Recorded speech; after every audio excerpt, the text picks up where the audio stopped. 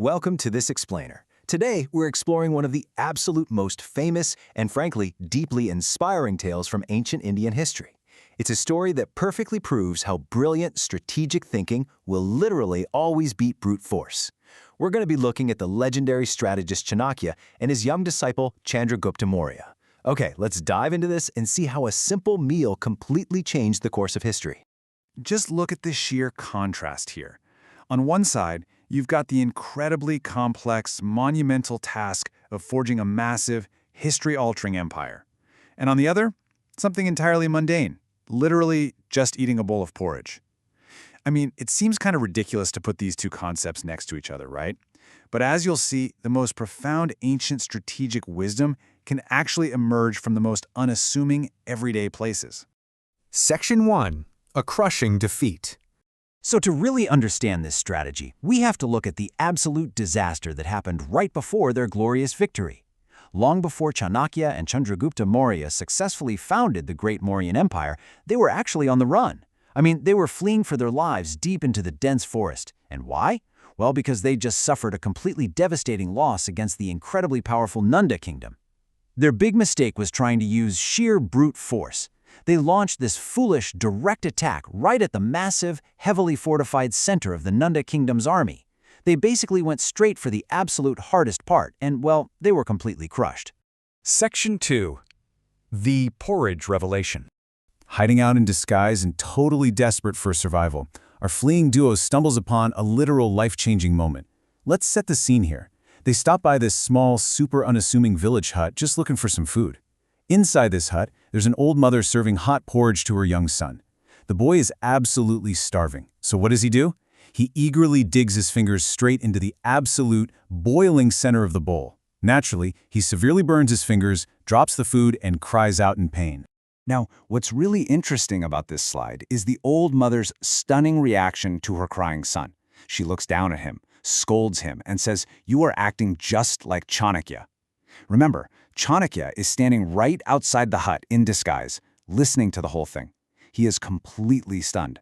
He actually steps closer just to hear exactly what she means by this. And then the mother delivers this absolutely brilliant epiphany to her son.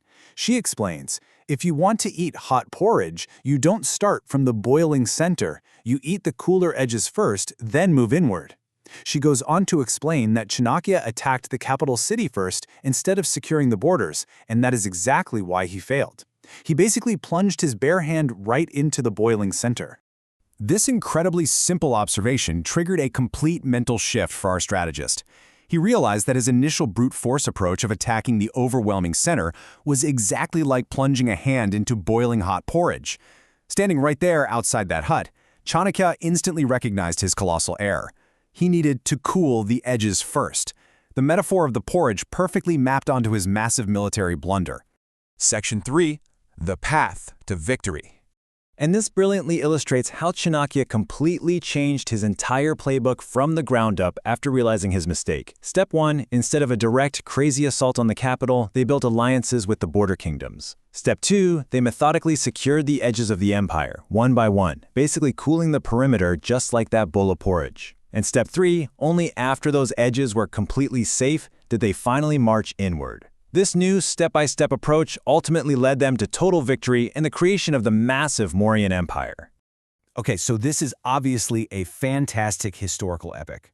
But I want to shift gears for a second and look right at you. How does ancient porridge actually help you? You probably aren't trying to overthrow the Nanda kingdom anytime soon, but you are absolutely facing your own massive tasks, your own overwhelming empires that you need to conquer, right? Section 4. Lessons for the student. Let's turn this piece of ancient history into a super practical masterclass for your own challenges. First up is what we can call the porridge rule. If you're a student facing a massive, totally overwhelming syllabus, please do not plunge your hands into the boiling center.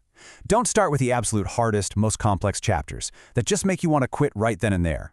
Instead, apply the porridge rule. Break the material down into smaller, totally manageable sections. Start from the basic edges. Learn those foundational concepts first to build up your confidence and understanding, and then, just slowly move inward toward the toughest problems. The second lesson here is to learn from anywhere. Just think about it for a second. Chanakya was arguably India's absolute greatest political mind, yet he learned his most crucial, literal empire-defining strategy from an ordinary villager serving breakfast in a tiny mud hut. A really great student always remains incredibly humble. You've got to realize that profound wisdom and clarity can be extracted from literally any source, as long as you're actually open to listening. The third lesson is all about how you handle defeat. Chanakya and Chandragupta were completely crushed and forced to run for their lives into a forest. But they didn't quit. So the crucial point is this: pivot after failure. You really must stop viewing failure as some kind of permanent stop sign.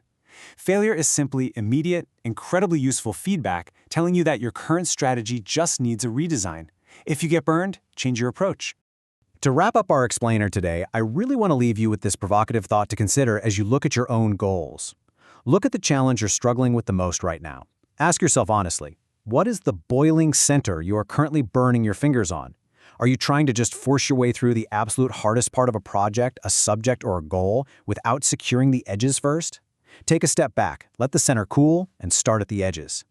Thanks so much for joining me on this explainer, and I really hope you use the Porridge Strategy to secure your own victories.